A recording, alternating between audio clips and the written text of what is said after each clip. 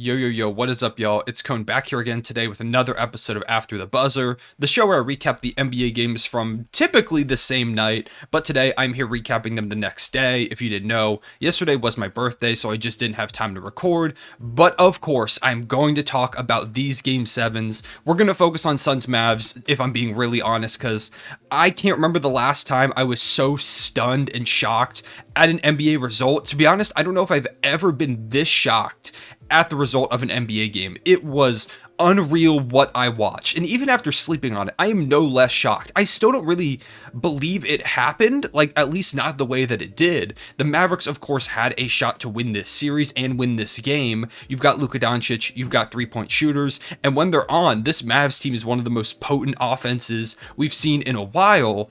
But I really thought the Suns would pull this one out. And even if they lost, I thought it was going to be a close back and forth battle. One of those really close legendary Game 7s that we talk about where maybe Luka Doncic just establishes himself amongst some of the great talents in our league and of all time. And I do think he's doing that, but it was not in the way I saw it coming at all. The Suns had 27 points at halftime. You know who else had 27 points at halftime? Luka Doncic. They were down 30 at half. They went down by 40 in this game, lost by 33 points, and even then, it makes it look closer than it was. This was a horrible, embarrassing effort from a team that all year I've been singing their praises all season, and I'm not gonna go back on that. I really thought the Suns were gonna win it all. I thought Chris Paul, Devin Booker, two great players. They've got a great supporting cast with Jay Crowder, DeAndre Ayton, Mikal Bridges, who just finished top 2 in Defensive Player of the Year voting. Good backup big in JaVale McGee. Of course, they do lack a little bit of bench depth. Cam Johnson is really solid, but then campaign hasn't really given them what they needed. Sure, they could have made some other moves, but this was a great roster. They set a franchise record for wins. Monty Williams won Coach of the Year. Devin Booker was a top 5 MVP candidate for most of the season. When they lost Chris Paul to injury, they lost 4 games over the 20 that he was out. I thought there was no way they would lose 4 games, at least not before the conference finals. I really did not see this coming, especially when they went up 2-0. I made another video talking about how they were the best team in the league, and then they went out and got embarrassed. Embarrassed. There's no other way to say this. It was awful. I can't believe what I watched. The whole team locked down. Luka Doncic, there was nothing they could do. He was laughing every bucket he made because he understood how absurd it was. And there were hella people dunking on the Suns, dunking on Chris Paul, Chris Paul is one of my favorite players of all time. But yeah, he probably deserves to be dunked on right now. It was really bad the way that they went out. They were passive. He ended up getting some points at the end. There's reports that he has a quad injury or whatever. It doesn't really matter. It looked like a lack of effort. They went out there and they just kind of were all right, we're going to lose. It was crazy. I can't believe what I watched. Once again, shout out to the Mavericks. This isn't all just the Suns collapsing. This Mavericks team is really, really good. Shout out to all the people that predicted the Mavs to go to the Western Conference Finals. I know there's a lot of you out there. They were really, really impressive, and really it was their 3 guards that got it done. Luka Doncic with 35, 10, and 4. Like I said, he had 27 points at halftime, and by that point the game was over, so he only had to play 30 minutes. Spencer Dinwiddie put up 30 points, which was huge for them. Him and Luka are the first duo to put up 30 in a playoff game since Kobe and Shaq, which is kind of ridiculous. The 2 best duos of all time, Kobe, Shaq, and then Luka Doncic and Spencer Dinwiddie. Jalen Brunson put up 24 points, 6 rebounds, 2 assists. He was really solid. And really no one else did anything crazy outside of them. Reggie Bullock had 5 from Dorian Finney-Smith, 6 from Dwight Powell in the start, 3 from Maxi Kleber, but no one else really scored that much. It was those 3 guys, and then the Suns' complete inability to put the ball in the basket, which is the goal of the game. I just can't believe it. I still can't. I slept on it. I woke up today and I was like, oh, I'm sure it'll feel more real. It doesn't. It doesn't feel any more real what happened to the Phoenix Suns last night. It was disgraceful. It was terrible, awful, a horrible way to end such a great season for them. One where, once again, I thought they were going to win it all. I really thought they were. So now going into this offseason, like, the Suns are going to be fine. They're still going to be a really good team, but now there's some question marks. Can Chris Paul still play the role that he played last season? Last year, in a closeout game in the Western Conference Finals, he put up 40 against the Los Angeles Clippers, which is funny because Pat Bev is talking a lot about Chris Paul on ESPN and stuff like that today, which is, he's funny. I guess he's getting his shots back. But like, he was phenomenal last season, and he had so many great games this year against the Pelicans. He had that crazy game where he shot 14 to 14. Chris Paul's not cooked by any means. He's still really, really good, but how much of a role can he play going forward? Do you need to bring in another option? Devin Booker was really bad in this one. He only had 11 points, shot really inefficient. I believe it was 3 of 13. He was locked up. Mikal Bridges couldn't get anything going. DeAndre Ayton only played 17 minutes with 5 points, and in the post-game press conference, they asked Monty Williams, why did DeAndre Ayton not play more? And he said, it's internal, which is not good and not probably great. That it's not something Suns fans want to hear when he's a restricted free agent. And I guarantee you there are going to be teams lining up to pay DeAndre Ayton a max contract or something close to it. Do the Suns do that? If there's internal issues where DeAndre Ayton is unhappy with the team or the team's unhappy with him. There were some reports about like Monty Williams and DeAndre Ayton getting into it on the sideline during one of the timeouts. And winning cures all issues. Like, if they sign DeAndre Ayton back and go back to this point, I guarantee like all of the whatever issues there were will be resolved. But it's not a good look. It's not something you want to see, and it puts a lot of tension on what was a fantastic and phenomenal in the same word there. Fantastic season for the Phoenix Suns.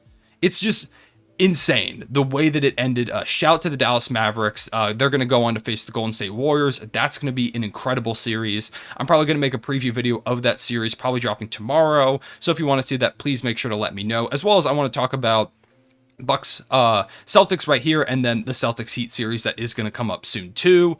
But yeah, just one more time, please let me know what your reaction is, what your big takeaways for this game are. Like I said, the Suns are getting dunked on the timeline, but I think this is a case where it's deserved. There's no way, if you're going to lose a game 7, at least like try and like put in the effort. And if you lose a close one, I don't think anyone would have dunked on the Suns like this if Chris Paul and Devin Booker went out fighting, DeAndre Ayton went out playing more than 17 minutes. Like, if they went out in some kind of effort, it probably, like, most of the focus probably would have been on Luka Doncic and how great he is. One of the best offensive players we've seen in such a long time. A generational talent. Like, a lot of people use generational just to talk about whatever. He is the definition of generational, the way that he's playing.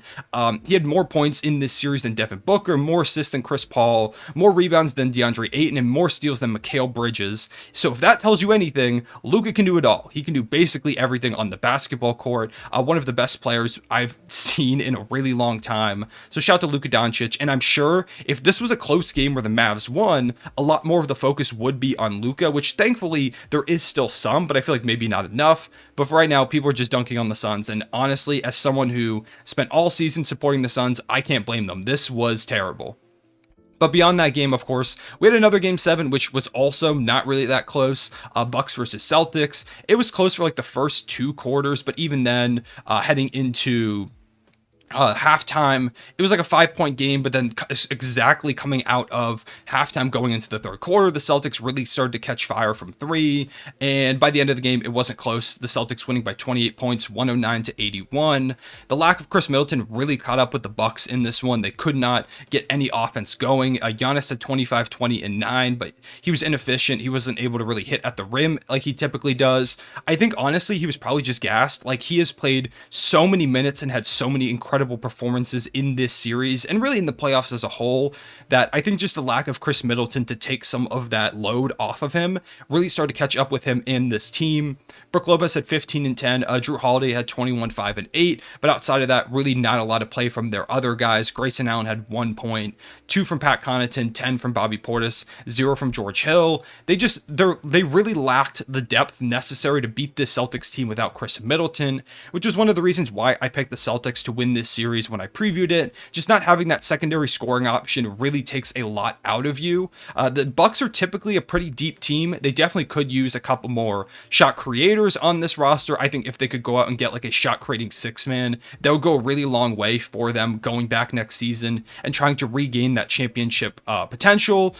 But like, this Bucks team is gonna be fine. They were just in the finals last season and won it all. This year, if they had Chris Middleton, there's a decent shot they would have won this series. I don't think that they have any glaring issues. I think they definitely can make some improvements, like any team that gets eliminated can, or really just even any team in the NBA can make improvements.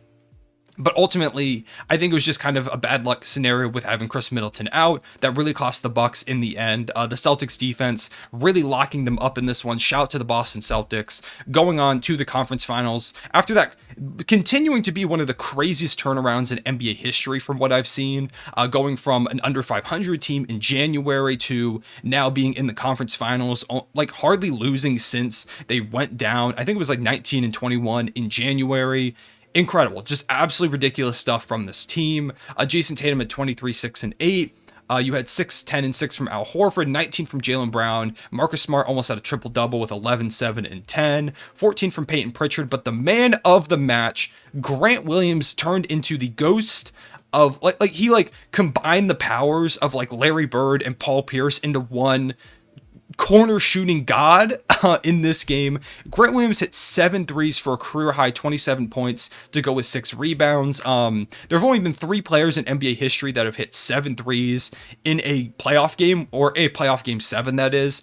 Steph Curry twice, Marcus Morris in 2021, and now Grant Williams. So you've got the 3 best shooters of all time there. Just an incredible performance from a guy who last season a lot of Celtics fans were not really sure why he was still on the roster. He's really turned his season around, his whole career around this year, and it's been super impressive to watch. The Celtics moving on to face the Miami Heat in what I think is going to be a really fun series. But yeah, just a continued turnaround from the Celtics team that has absolutely blown me away. Halfway through the season, I wasn't even sure if they were going to be in the playoff picture, and now heading to the conference finals, probably as the favorite. I haven't checked the odds, but I would assume they're probably going to give the Celtics at least just a little bit favored. The Heat do have home court advantage, so maybe they favor them. But all in all, just the fact that they're in this position, even if they don't make the NBA Finals, it's really impressive from the Celtics squad, so shout out to them. Like I said, I think the Bucks are going to be perfectly fine. I think the Chris Middleton injury really hurt them this series, and that if they had Chris Middleton, it could have been a whole different series, so I don't think that they're going to be too worried going into the offseason. And Bucks fans, even though I'm sure the repeat would have felt really nice, now they get an offseason to kind of rest, come back, and try and win it all again next season. So those are my thoughts on last night's games. Please let me know what your takeaways were, what you think about the 2 series going forward. Who do you have winning?